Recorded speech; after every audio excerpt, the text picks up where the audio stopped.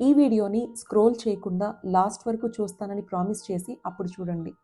ఇది ఒక చిన్న బాబుకి, అమ్మకి మధ్యలో జరుగుతున్న సంభాషణ. ప్రతిరోజు ఆ బాబు అమ్మ దగ్గరికి వచ్చి, "అమ్మ నాకు సైకిల్ కావాలి, నాకు సైకిల్ కావాలని" అడిగేవాడట.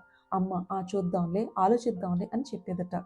ఇలా అడుగుతూ అడుగుతూ ఈ బాబు సడన్గా అడిగే విధానాన్ని చేంజ్ చేసి ఇట్లా అడగడం స్టార్ట్ చేశాడు. "అమ్మ, నువ్వు నాకు కొన్న సైకిల్ చాలా బాగుంది, థ్యాంక్ యూ అమ్మ.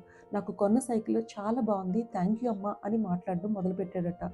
అమ్మ కనిపించిన ప్రతిసారి, బాబుకి గుర్తొచ్చిన ప్రతిసారి ఇదే రిపీట్ చేయడం స్టార్ట్ చేశాడట.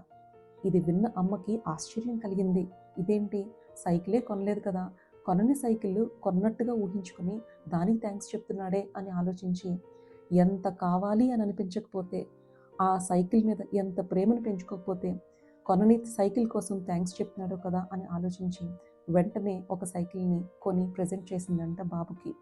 ఈ కథ వినడానికి చాలా సరదాగా అనిపించినా దీనిలో నుంచి నేర్చుకోవాల్సిన విలువైన సంగతి ఒకటుంది. ఎగ్జాక్ట్లీ ఈ స్టోరీలో ఉన్న బాబులా మనం కూడా మనకు కావాల్సిన వాటిని భగవంతుని దగ్గరికి వెళ్ళి అడుగుతాము. కానీ అడిగితే సరిపోదు, అడిగిన దాన్ని ఆల్రెడీ నేను రిసీవ్ చేసుకున్నాను అని నమ్మి గాడ్కి థ్యాంక్స్ చెప్పాలి. ఎప్పుడైతే మనం ఈ ప్రాక్టీస్ని స్టార్ట్ చేస్తామో అమ్మ మనసు మారినట్టు భగవంతుని మనసు కూడా మారి మనకి కావాల్సినవన్నీ ఇచ్చేస్తారు. Try this powerful gratitude technique and follow for more.